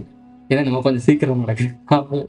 அவர் அந்த டைம்ல நிறைய தெரிஞ்சுக்கிட்டு நிறைய விஷயம் புரிஞ்சுக்கிட்டாரு. அது முதிர்ந்த விஷயத்தை தான் கதிர் கிராமத்தில் இருந்திருக்கு. அதை தூக்கிட்டு வந்து இங்கே பழமுதிர் சோலையை போட்டாங்க. இதுக்கு இவர் ஒரு சப்பரிசன் சொல்றாரு. மக்கள் வந்து 6 படை வீடையும் பார்க்கணும்னு ஆசைப்படுவாங்க. ஆனால் இது வந்து கதிர் கிராமத்தில் இருந்துச்சுன்னா பாஸ்போர்ட்லாம் எடுத்துகிட்டு போக முடியாது, பல பேரால் போக முடியாது. இவர் இப்படியே அந்த ஔவையார் பழைய பழம் கதை இருக்குல்ல, சுட்ட பழம் கதை, அதை காமெடியாக சொல்கிறாரோ இவரே ஒரு காமெடி தான் பண்ணிட்டு இருக்காரு. ஆனால் இது ஒரு ரகசியம் வேற தான் சொல்கிறேன். இங்கேயும் ஸ்கிரிப்ட் இருக்கு. அப்போ இந்த வி சேகர்ன்ற ஒரு பேசுறதான் நீங்கள் எடுத்து பேசுறீங்க. இது மெயின் கிடையாது. இவர்கிட்ட இருந்து நம்ம ரகசியத்தை தூக்குறோம். இவர் எப்படி அவங்ககிட்ட இருந்து ரகசியத்தை எடுத்து பேசுற மாதிரி பேசுறாரோ அதே மாதிரி நம்ம இந்த ரகசியத்தை வெளியே கொண்டு வந்துட்டு இருக்கோம். எது உண்மைன்றது நீங்க தான் தேடி தெரிஞ்சுக்கணும். நம்ம வந்து உங்களுக்கு அறிவுன்னு ஒரு விஷயத்த காட்டிட்டோம். அதை நீங்க எவ்வளவுக்கு எவ்வளவு யூஸ் பண்றீங்களோ அவ்வளோக்கு அவ்வளோ உங்களுக்கு உண்மை புரியும். அதுக்காக இவர் சொல்றதுலாம் ஆணித்தரமான உண்மை நான் சொல்லவே மாட்டேன். ஏன்னா அவருக்கே உண்மையான வரலாறு முழுசா தெரியாது. அதனால ஒரு சில இடத்துல அவரே சொல்லுவார் இருக்கலாம் அப்படின்னு சொல்லி வார்த்தை சொல்றாரு. எந்த ஒரு இடத்துல இருக்கலாம்னு ஒரு வார்த்தை வருதோ அந்த இடத்துல நமக்கு உண்மையா முழுசா தெரியாதுன்னு அர்த்தம். இதான் உண்மை. நானுமே ஒரு சில இடத்துல சொல்லுவேன். அதுக்காக தான் அந்த இடத்துல பட்டும் படாம பேசுறது. கன்ஃபார்மா எனக்கு தெரிஞ்சுன்னா ஆணித்தரமா சொல்லிடுவேன். ஏன் கன்ஃபார்மா உங்களுக்கு தெரியாது அப்படின்னா உண்மையான ஹிஸ்டரி அவங்ககிட்ட இருக்கு. என்ன சொல்றது, அந்த 50 வருஷம் வரலாறை திருப்பி மீட்டு எடுக்கணும். அந்த வரலாறு எங்க புரிஞ்சிருக்குனாக்கா இலக்கியங்கள புரிஞ்சிருக்கும். அது எப்படி இருக்குன்னா வெளியே உலகத்துல இருக்கிறவங்க எல்லாம் என்ன சொல்றாங்கன்னா காங்கோல வந்து முருகன் பேரு, ரோம்ல முதல் பேரு, எகிப்தில் இருக்கு, ரோம்ல முதல் பேரு, எகிப்தில் இருக்கு, ரோம்ல முதல் பேரு, எகிப்தில் இருக்கு, ஏகப்பட்ட நாட்டுல வந்து முருகனுடையவர் அடையாளங்களை இப்ப நிறைய யூடியூப்ல கண்டுபிடிச்சு போவாங்க. நம்ம கிட்ட கந்தன்ற முருகன் கதைன்னு சொல்றது வந்து இந்த 50 வருஷத்துக்குள்ள இருக்கிறதா சொல்லிட்டு இருப்பாங்க. இந்த 50 வருஷத்துக்கு மேலதான் இவர் வரலாறே முக்கியமான வரலாறு, அதாவது தமிழனோட உண்மையான அந்த எழுச்சியே இருக்குன்னு சொல்றாரு. இது ஓரளவுக்கு அந்த டைமிங்ல கரெக்ட் தான். ஏன்னா இவர் அப்பதான் வளர்ந்துருக்காரு, ஒட்டுமொத்த பாரதத்தையும் படிக்கிறாரு, உலகத்தை கண்ட்ரோல் பண்றாரு. அப்பதான் லீடி இன்டர்நேஷனல் லேடியா கொண்டு போறாரு வள்ளியை. ஸோ அப்பனா அவங்களுக்கு புரிஞ்சிருக்கும் உலகம் முழுக்க ஒரு இவங்க தான் வள்ளி, இவங்க தான் முக்கியமான ஆள் அப்படின்னு சொல்றாங்கன்னா எதற்காக இங்கிலாந்து ராணி பச்சையம்மான்னு சொல்லி ஒரு பொம்மையை வச்சு வணங்கினாங்க. உங்களுக்கு தெரியும் நினைக்கிறேன். ஸோ வணங்க பப்புவா ஏதோ ஒரு பேர் நினைக்கிறேன். அந்த ஒரு பச்சை கலர் ஒரு பொம்மையை வச்சு வணங்கினாங்க. நில தெய்வம் வள்ளி கிழங்கு, வள்ளி கிழங்கு சாப்பிட்டு தான் வளர்ந்தாங்க குறவர்கள் அப்படின்னு சொல்லி ஒரு கதை. நிலத்திலிருந்து வந்தவன் சொல்லி குறிக்கிறதுக்காக வள்ளி பச்சையம்மா. புரியுங்க மீனாட்சி கனெக்ஷன். இந்த கனெக்ஷனை புரிஞ்சுக்கிட்டாங்க உங்களுக்கு வரலாறு புரியும். அவன் ஆளுகளுக்கு கரெக்டாக டீச் பண்ணி கொடுத்துருவான். அதனால அவனுக்கு இந்த குளறுபடி இந்த எங்கே தூக்கி எங்கே போடணும் அதெல்லாம் தெரிஞ்சிடும் அவனுக்கு. உங்களுக்கு சொல்லித்தர இங்கே ஆள் இல்லை, ஸ்கூல் இல்லை, டீச்சர் இல்லை, எதுவுமே இல்லை. அப்புறம் இப்போ ஒரு குரூப் வந்து 3 எழுத்து கூட்டம் ஒரு ஸ்கூல் ஆரம்பிச்சிருக்கு. அது எப்படின்னா இதுக்கப்புறம் நீ உண்மையை தெரிஞ்சுக்க, அந்த உண்மையை நீ உனக்கு தெரிஞ்சுக்கூடாதுக்கா இன்னொரு கதை. உண்மை கலந்த பொய் கலந்த ஒரு கூட்டம், அந்த கூட்டம் ஒரு ஸ்கூல் ஆரம்பிச்சிருக்கு. இதுல போய் நீங்க தெரிஞ்சுக்கிட்டீங்க வச்சுக்கீங்கன்னா அவங்களுக்கு ஒரு கூட்டத்து மேல வன்மம் தான் வருமே தவிர நீங்க பிரிச்சுக்கிட்டு போய் அடிச்சுக்கிட்டு திருப்பி மனிதனோட பிரிவு தான் வருமே தவிர ஒற்றுமை வராது. அது உங்களுக்கு தெரியும், கூடிய வரையில தெரிஞ்சுப்பீங்க. அதாவது தமிழ் சவுத் இந்தியாவில் எமர்ஜென்சி அப்படின்னு வரும்போது அவங்களுடைய பங்கு எவ்வளவு இருக்குன்னு அப்போ தெரிஞ்சுப்பீங்க. இந்த வரலாறு உங்களுக்கு முழுமையாக தெரியணும் அப்படின்னா ரோம் வரைக்கும் போக வேண்டியது இருக்குது. ரோம், ஈஜிப்ட் இதெல்லாம் தெரிஞ்சுக்கணும்னு அர்த்தம். அப்போ ஈஜிப்ட் வரைக்கும் போகுது அப்படின்னா ஈஜிப்ட் சிவிலைசேஷன் உருவாக்குறது இவங்க தானே அப்படின்ற மாதிரி கன்ஃபார்ம் ஆயிடுச்சு. வரை கன்ஃபார்ம் பண்ணுறாருல. அப்போ ஈஜிப்ட் சிவிலைசேஷன் அந்த பிரமிடு கட்டமைப்பு இதெல்லாம் யார் உருவாக்குனா? ராணி தான் அங்கே ஆட்சி பண்ணியிருக்காங்க. ஸோ அங்கெல்லாம் கந்தன் இங்கேருந்து காப்பாற்றி கூட்டி போனாப்புல. இந்த பஞ்சாயத்து முருகிட்ட இப்போ நான் ஒன்று சொல்லிட்டு இருக்கேன், அவங்ககிட்ட ஒரு கதை சொல்லிட்டு இருக்கேன். இது எங்கே முடியும் அப்படின்றது நான் 19வது சீரிஸ் அடுத்தது முடிஞ்சோடனே அதுக்கப்புறம் 20வதுன்னு சொல்லி நம்ம ஒன்று போடுவோம். அதில் நம்ம வரலாறு சொல்கிறேன். அதாவது இங்கே நடந்ததில் என்ன கிளைமேக்ஸ், அந்த கிளைமேக்ஸ் நாம் எழுப்போம் 20வது சீரீஸில். அதை வெயிட் பண்ணுங்கள். இதுக்கு நீங்கள் கொடுக்குற ஆதரவை பொறுத்து தான் அடுத்தடுத்த லெவலில் நான் கொண்டு போவேன். இல்லாட்டி நான் அதை கொஞ்சம் ட்ராப் அவுட் பண்ணிட்டு அடுத்த வேலையை பார்க்க ஆரம்பிச்சிடுவேன். ஸோ உங்களுக்கு புரிஞ்சுட்டு வரீங்கன்னா இது ரொம்ப முக்கியமான விஷயங்க. அதுக்காக தான் இவ்வளோ சொல்லிட்டு இருக்கேன். ஓகே, ஈஜிப்ட், ரோம் பார்த்துருப்பீங்க. ஸோ இதெல்லாம் கனெக்ட் ஆகுது. அங்கே வரைக்கும் போனால் தான் உங்களுக்கு ரகசியம் புரிகின்றார். உண்மையிலே அங்கே வரைக்கும் போனால் தான் உங்களுக்கு ரகசியம் புரியும். இது வரைக்கும் போக விடாமல் தான் வச்சிருக்காங்க. சாதாரண மக்கள் போய் அரசியல் தெரிஞ்சுக்க முடியுமா, வரலாறு புரிஞ்சுக்க முடியுமா? இவர் போனாப்புல ஒரிசா போல் கடலுக்குள்ளே போனார். குமரிக்கண்டம்னு தொட்டாப்புல தூக்கி விட்டாங்க. வடிவேல் இருந்த வான்பகரை பொற்கர் அந்த வார்த்தையை சொன்னாப்புல முடிச்சு விட்டாங்க. ஏன்னா அங்கே நீ பிடிச்சிட்டேன்னா வார்த்தையை பிடிச்சிடும், ரகசியத்தை பிடிச்சிருவேன். வானத்திலிருந்து வேல் போல் ஒன்று சொருகுச்சுன்னு சொன்னாங்க. இல்லை, எரிமலைக்குள் நம்ம வெடிக்க வச்சது யாரு, என்ன நடந்துச்சு, அது வந்துடும். அந்த ஸ்பார்க் தோண்டிடுச்சுன்னா உன் ஜெனட்டிக் மெமரியில் இருக்குல்ல, அது வெளியே வந்துடும். புரியுதா? இப்போ ஒரிசா போல் எங்கே இருக்காரு, விஷயம் புரியுது. இப்போ ஒரிசா போலுக்கு இந்த ரகசியம் தெரிஞ்சிருக்குமான்னு எனக்கு தெரியல. ஆனால் அவர் பிடிச்சிட்டாரு, அடுத்த லெவலுக்கு வந்துட்டாரு. இதுக்கப்புறம் அவர் தேடும் போது என்ன இருக்கும் அப்படின்னா, இதுக்கு மேலே ஒன்று இருக்குடான்னு அவருக்கு புரிஞ்சிடும், கண்டிப்பாக புரிஞ்சிடும். ஏன்னா அடுத்த லெவலில் போயிடுவார். அதை விடக்கூடாதுன்றக்காக பல பஞ்சாயத்து புரியும் நினைக்கிறேன். அப்போ நாம் அதை பிடிச்சி கொண்டு வந்துட்டுருக்கோம். அப்போ நாம் எவ்வளோ கவனமாக இருக்கணும் புரியும் நினைக்கிறேன். ஸோ உங்களுடைய ஆதரவு எனக்கு எப்படி இருந்திருக்கணும் நீங்கள் தான் பார்த்துக்கணும். ராமாயணம் மகாபாரத 2 யுத்தம் இருக்கு இல்லையா, இந்த சண்டையை தீர்த்து வைக்க யாருமே முடியாத போது முருகோட தீர்த்து வச்சிருக்காரு. காட்டுக்கு வரக்கூடிய ராமருக்கு விஸ்வாமித்தர் சொல்றாரு, உனக்கு முன்னாடியே குடும்ப பிரச்சனை இது மாதிரி வந்திருக்கு. முருகர் இந்த குடும்ப பிரச்சனை எல்லாம் ஃபேஸ் பண்ணி 50 வருஷம் ஸ்ட்ரகிள் பண்ணி ஆட்சி போச்சிருக்கிறாரு. நீ 14 வருஷம் தான் காட்டுக்கு போக போற. அவருக்கு பல நாள் உள்ள இருந்து போராடி இருக்காரு. அதனால அவர் மூலியமா உனக்கு தீர்ப்பு வரும். அவர் கதையை படி, அவர் வரலாறு படி முடிஞ்சு அவர்கிட்ட போய் நீ எல்லாம் மீட் பண்ணி அது சொல்லல சஜஷன் விட்டார். இங்க முருகனும் ராமனும் உள்ள கனெக்ட் ஆகிறாரா, ராமர் உள்ள வராரா? ராமர்கிட்ட வந்து விஸ்வாமித்திர சொல்றாப்ல என்ன சொல்றாரு அப்படின்னா, நீ 14 வருஷம் வனவாசம் போறதுக்கு எவ்வளவு கடுப்பாயிட்டு இருக்க, 50 வருஷம் ஒருத்தன் போராடி இந்த உலகத்தை ஜெயிச்சிருக்காண்டா அப்படின்னு சொல்லிட்டு கந்தனை பத்தி சொல்றாப்ல, முருகனை பத்தி சொல்லிட்டு இருக்க. அப்ப நீ உனக்கு இவ்வளவு விஷயம் புரிஞ்சுக்கணும், அவரோட வரலாறு படி இதுல இருந்து எப்படி ஒரு சஸ்டெயின் ஆறு தெரிஞ்சுக்க, வனவாசத்துல தெரிஞ்சுக்க விஷயத்த 14 ஆண்டுகள் நான் சொல்கிறது கிட்டத்தட்ட அந்த சனி அடிக்கும்ல அந்த டைமிங். ஸோ கொண்டு போயிட்டு உள்ளே உட்காந்துருக்கு பார்த்து பாதுகாப்பாக இருக்கிறதுக்காக தான் காட்டுக்கு அனுப்பிடுறாங்க. ஓகே, பார்த்துருப்பீங்க. இப்போ என்ன சொல்ல வர்றாரு அப்படின்னா, முருகனோட கொலாபரேஷன் ஆகுது. எப்படி ராமரும் முருகனும் கனெக்ட் ஆகிறாங்க. இதை நீங்கள் எங்கே கனெக்ட் பண்ணணும் அப்படின்னா, கடைசி விவசாயி படத்தில் அவரோட பேர் என்ன, விஜய் சேதுபதியோட பேர் என்ன, மக்கள் செல்வன் அவரோட பேர் என்ன சொல்லுங்கள், ராமையா. ராமையா யாரோட பக்தமாக இருப்பாப்புல, யாரை தேடி உலக முழுக்க ஓடிட்டு இருப்பாப்புல, முருகன், முருக பக்தன். கை முழுக்க வாட்ச் போட்டிருப்பார். ஒருத்தர் கூட நமக்கு இதில் சொல்லி டெலகிராம் குரூப்பில் சொல்லியிருந்தாரு, அந்த மல்டிவர்ஸ் கான்செப்ட் அப்படின்னு சொல்கிறாரு. இப்போ நம்ம வந்து இங்கே இருக்க அரசியலை பேசிகிட்டு இருக்கோம். இதுதான் இவங்களுக்கு முதல் புரியணும். இப்போ திருப்புன்னு இதுக்குள்ள கூட்டு இந்த கந்தன் முருகன் ஆண்டு அரசர்கள் சொல்லி பேசிகிட்டு இருக்கோம். இங்கே கூட்டு இந்த மல்டிவர்ஸை கொண்டு வந்தோம்னு வச்சுக்கோங்க, கண்டிப்பாக இது ஃபேண்டசி கான்ஃபிடன்ஸ்ன்றவாங்க. இதெல்லாம் பேச தெரியாமல் இல்லை, பேசுவோம், நேரம் வரும், வெயிட் பண்ணுங்க. அந்த நபருக்கு சொல்லிக்கிறேன், அதை அப்புறம் பேசலாம், முடிவில் பேசிக்கலாம். நிறைய வாட்ச் போட்டிருப்பாரு மல்டிவர்ஸ் கான்செப்ட். கந்தன் ராமையா தன்னுடைய கூட இருக்க ஒரு பெண் பற்றி சொல்லியிருப்பாங்க. அந்த வீடியோக்கு போடுறேன், பார்த்துட்டு அப்புறம் பேசுகிறேன். ரம்யா பாப்பா, ஏய் அவங்க இருக்கு இல்லையா, அவங்க அக்கா பொண்ணு அவனை கட்டிக்கிற முடிச்சு பெரிய கட்டி வைக்கணுமா. அந்த பிள்ளை நேரம் போய் வீட்டில் நடந்து குடிச்சது போச்சு. அந்த பிள்ளை சாகலை, ஏன் கூட இருக்குன்ட்டியா. கிழக்க இருந்து வர்ற திருச்செந்தூராப்பா. திருச்செந்தூர்ல இருந்து எப்போ பார்க்கலாம்னா என்ன கதை சொல்லப்படுது, நீ கிரிக்கேன் கிடையாதுயா. அவனுடைய கல்யாணம் பண்ண வைக்கிற முறப்பொண்ணு ஒருத்தர், முறப்பொண்ணு இல்லை காணாம போயிட்டாங்க. இல்லைன்னு விரக்தியில் அவர் வந்து பைத்தியம் பிடிச்ச மாதிரி முருகனே கதின்னு ஓடிட்டாப்புல. இங்கே நீங்கள் குறிக்க வேண்டியது, ராமர் சவுத் இந்தியா வாழ்றதுக்காக இந்த சோலைவனத்தை பிடிக்கிறது தான் வந்தாருன்னு சொல்லுவாங்க. அது கிடைக்கலன்ற விரக்தி தான் பல விஷயம் சொல்லியிருப்பாங்க. ஒரு சில குரூப் வந்து என்ன சொல்லிட்டு இருக்கு அப்படின்னா, இவர் வந்து சரையூர் நதியில் வந்து ஜீவசமாதின்னு சொல்லி இவர் சொல்லிட்டு இருக்காரு, அதாவது ஜலசமாதின்னு இவர் சொல்லிட்டு இருக்காரு. அவங்க என்ன சொல்றாங்க, இன்னொரு கூட்டம் என்ன சொல்லுது அப்படின்னா, அவர் சூசைட் பண்ணிக்கிட்டாரு அப்படின்ற மாதிரி சொல்றாங்க. நாம இங்கே வேற மாதிரி சொல்லிட்டு இருக்கோம், எங்க விஷயங்கள் வேற. இதில் எது உண்மைன்னு நீ தான் தெரிஞ்சுக்கணும். உன்னை சுற்றி எல்லா இடத்தும் கொடுக்கப்பட்டுருச்சு, நீ தான் தெரிஞ்சுக்கணும். இங்கே விஷயம் புரிஞ்சிருப்பீங்க. அந்த பெண் வந்து என் கூட தான் வாழ்ந்துக்கிட்டே இருக்கு, மனம் வந்து அது அவங்க இறந்து போய் அவங்க கூட இருப்பாங்கன்னு சொல்லுவாங்க. ஒரு சித்தர் வர இதுக்குள்ளே வருவார் இந்த படத்துக்குள்ள. அவங்க கூட அந்த பொண்ணு இருக்குல்ல, அந்த பொண்ணு கூட அவளுங்க யார் துணூறு போடுவான்னு சொல்லி கூப்பிடுவாரு. சித்தர் புரிஞ்சுப்பாரு.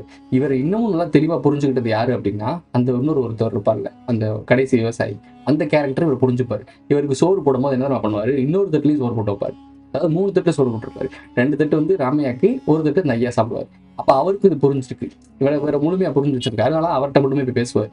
இந்த நிறைய கான்செப்ட் இருக்குது, அதில் நிறைய விஷயங்கள் இருக்கு. இன்னொன்னு சொல்லியிருப்பாரு, முருகனை பற்றி பேசியிருப்பார். நான் முருகனை வந்து பார்க்க போனேன், திருச்செந்தூர் போய் கேட்கும் போது என்னைய அவனை பற்றி இப்படி பேசிக்கிருக்காங்க, அது என்னன்னு சொல்றது, நீ பழத்துக்காக கோச்சுக்கிட்டு நீங்கள் பழனியில் உட்காந்துக்கிட்டியாம்ல கதை சொல்லுவார் இந்த முருகன். இந்த பழக்கதை இதை சொல்லும் போது, ஓ முருகன் என்னை பற்றி அப்படியா பேசிக்கிறாங்க அப்படின்னு சொல்லிட்டு முருகன் வந்து இவர் ராமையாட்ட பேசுகிறார். இதுல என்னத்தை உடைச்சிருக்காங்க அப்படின்னா, முருகன் வந்து உண்மையை ஒத்துக்கிறான். டே என்னடா இதை பத்திலாம் பேசுவீங்க, இப்படியா ஒரு காசிப் பேசுங்க வேணான்னு சொல்லலாம், அதுக்கு இப்படி ஒரு காசிப்படா பேசுவீங்க அப்படின்னு கேட்கிறாரு. இங்க என்ன ஊர்ஜிதமாகுது அப்படின்னா, பழத்துக்காக நான் கோச்சுக்கிட்டு போனேன்றத இலைமறை காயா சொல்லியிருக்காருங்க மெசேஜ். அதான் அவனை பார்த்து கேட்கலாம்ட்டு போனேன். என்ன சொன்னேன், இந்தப்பா உன்னை பத்தி ஊருக்குள்ள இப்படி பேசிக்கிறாங்களே, அவன் பூரா கதையும் கேட்டுப்புட்டு ஊருக்குள்ள என்னை பத்தி அப்படியா பேசிக்கிறாங்க அப்படின்ட்டாப்பா. அப்புறம் ஊர் பையன் சொல்றான்னு நான் போய் கேட்கலாமா? புரியும் நினைக்கிறேன். இறுதியில் என்ன நடக்கும், இந்த ராமையான்ற கேரக்டர் மலை மேல போய் நிற்கும், ராமர் கேரக்டர் தண்ணிக்குள்ள போய் நிற்கும். மலைக்கும் மடுவுக்கும் எவ்வளோ வித்தியாசம், ப்ளஸ் ஆர் மைனஸ். ஸோ தண்ணி மகுடு மலை, மலையிலேருந்து நிற்பாரு, திடீர்னு மயில் கத்தும் காணாமல் போயிடுவார். அப்படிதான் காட்டப்படுவாங்க அந்த இடத்துல. அதே மாதிரி இங்கே என்ன காட்டுவாங்க, ஜலத்தில் வந்து ஜீவ சமாதி ஆயிட்டாருன்னு சொல்லுவாங்க. ரெண்டும் ஒரு ராமையா கனெக்ட் ஆகுதா, ராமையா வஸ்தாவையா. அதனால இந்த இடத்துக்கு போனா உனக்கு தீர்ப்பு கிடைக்கும் அப்படின்றத ராமாயணத்துல கந்த புராணத்தை விஸ்வாமித்திரர் முருகருக்கு சொல்றாரு. ஸோ இந்த ஒட்டுமொத்த கான்செப்டையும் விஸ்வாமித்திரர் வந்து சொல்லி கொடுக்குறாரு. யாருக்கு, ராமருக்கு சொல்லி கொடுக்குறாரு. இதோட இந்த 18வது எபிசோட் ஃபினிஷ்ட்.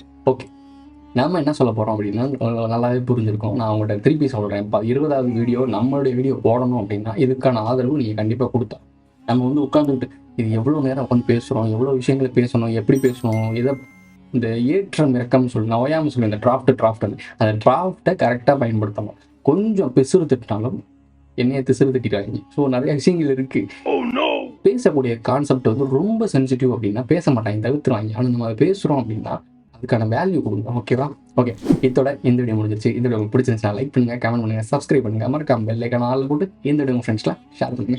அடுத்த வீடியோ சந்திக்கலாம். நம்ம எதிர்காலத்தை நம்மளே பார்க்கறதுக்கு தான். வழக்கமா நல்லவன் தன் தவறுகளை ஒத்துப்பான், இருக்கிற பாதி உயிர்களை அழிச்சா மிச்ச பாதி செழிக்கும் நினைச்சேன். நான் நினைச்சது தப்புன்னு நீங்க எனக்கு புரிய வச்சுட்டீங்க. முன்னாடி என்ன நடந்ததோ தெரிஞ்சவங்க இருக்கிற வரைக்கும் என்ன நடந்ததோ அதை ஒத்துக்க முடியாதவங்களும் வாங்க கண்டிப்பா இருப்பாங்க.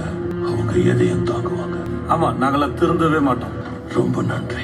இப்ப எனக்கு என்ன பண்ணணும்னு தெளிவா தெரியும். இந்த கண்டத்தை சுக்கு நொறுக்கி அதை நான் தூசாக்கணும். அதுக்கப்புறம் நீங்க எனக்காக கொண்டு வந்த கல்லை வச்சு புது உலகத்தை உருவாக்கி அதுல இழந்ததை பத்தி தெரியாம அவங்களுக்கு கொடுக்கறத பத்தி மட்டுமே தெரிஞ்ச உயிரினங்களை வாழ வைப்பேன். ஒரு நன்றியுள்ள உலகம். அழிவுல பிறந்த உயிர்கள் அது அவங்களுக்கு தெரியாது. ஏன்னா அவங்களுக்கு சொல்ல நீங்க உயிரோடு இருக்க மாட்டீங்க.